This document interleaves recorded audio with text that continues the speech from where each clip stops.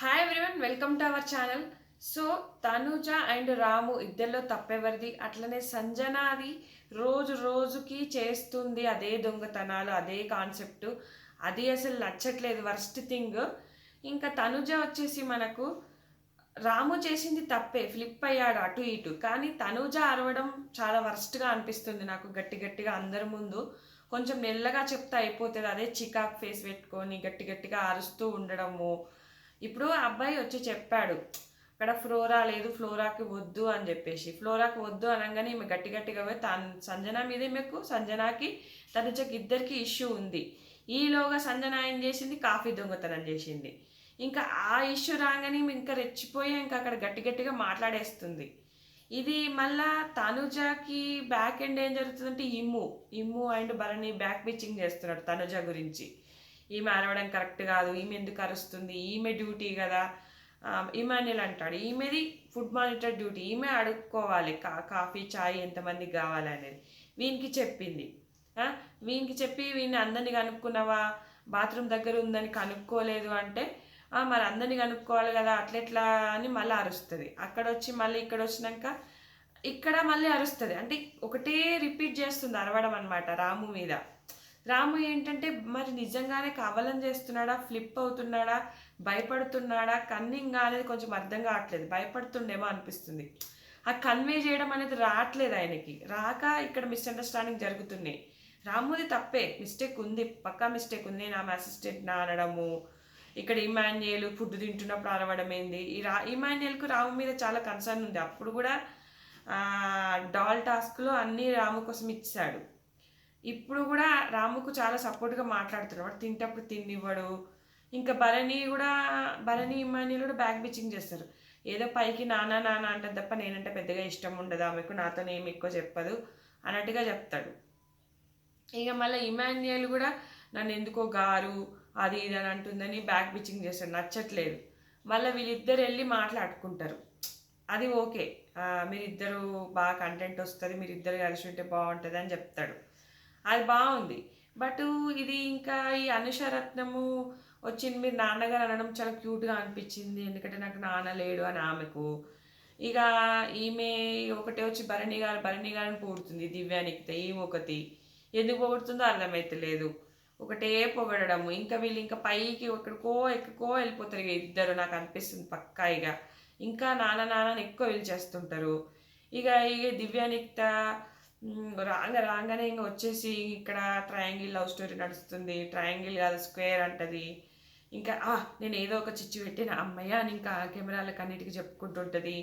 ఇక వీళ్ళని అందరినీ అల్లాడిస్తా, ఊపేస్తా, ఇది చేస్తా, అది చేస్తా, వీళ్ళతో ఎవరితో ఫ్రెండ్షిప్ చేయను, అది చేయను అని ఇవి ఇక ఓవర్గా మాట్లాడేసినట్టు అనిపించింది. ఇక తర్వాత ఇక్కడైతే నాకు తనుజ వర్సెస్ రాము మిస్టేక్ ఉన్న, తనుజ గట్టిగా అరవడం అయితే నాకు నచ్చలేదు. ఇంకా కిచెన్ దగ్గర మాస్క్ మ్యాన్ సత్తాయిస్తున్నాడు అని చెప్పేసి అందరి మీద ఎక్కడో కోపం ఎక్కడో చూపిస్తుంది అనడం కరెక్టే. ఇమాన్యుల్ అన్నది కరెక్టే అనిపించింది నాకు.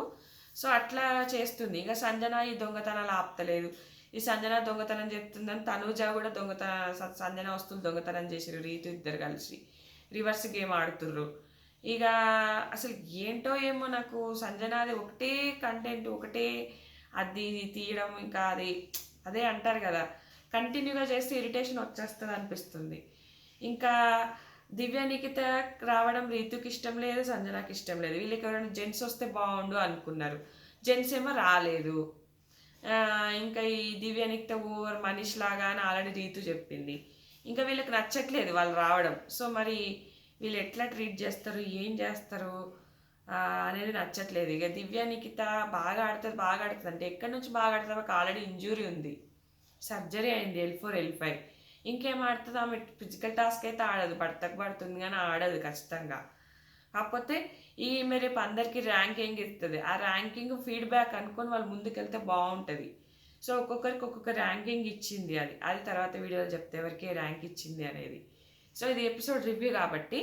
సో వీళ్ళు ఏంటంటే షకీబ్ బాగానే మాట్లాడతాడు, అతను మాట్లాడుతుంటేనే ఫన్ వస్తుంది, సూపర్ అనిపించింది లైవ్లో చాలా బాగా.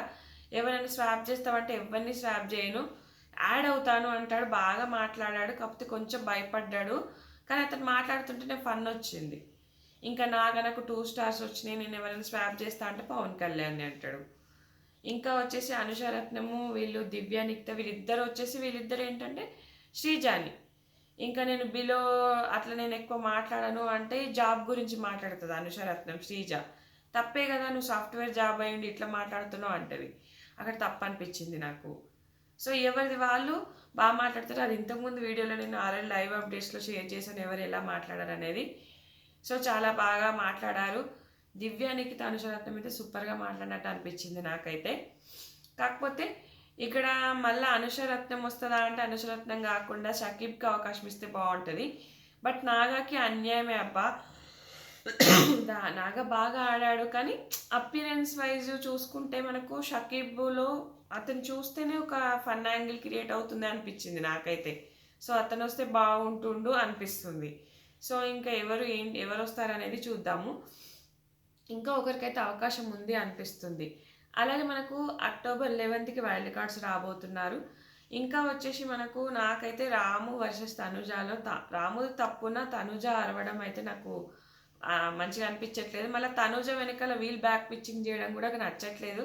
ఎందుకంటే ఆమె ఇరిటేషన్ ముఖం పెట్టి గట్టిగా అరవడము అది ఎవరికి నచ్చట్లేదు. వాళ్ళకి నచ్చక అలా ఫీల్ అవుతున్నారు అనిపించింది. ఇంకా సంజనాది వరస్ట్ అనిపిస్తుంది. రోజుకి దిగజారిపోతుందేమో, గేమ్ విలన్ అయిపోతుందేమో అనిపిస్తుంది. నాకైతే అలా అనిపిస్తుంది. మీకేమనిపిస్తుంది ఖచ్చితంగా కామెంట్ చేయండి. Thanks friends, thanks for watching.